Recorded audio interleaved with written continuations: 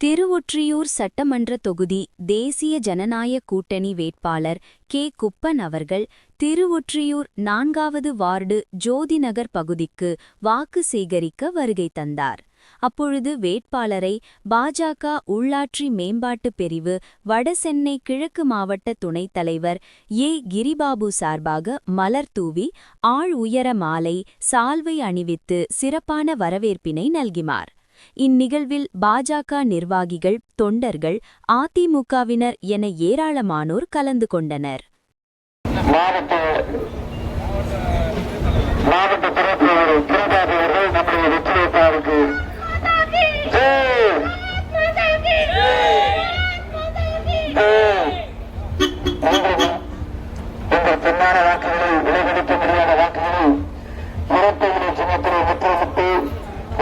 பாருங்கள் என்று கேட்டிருக்காங்க.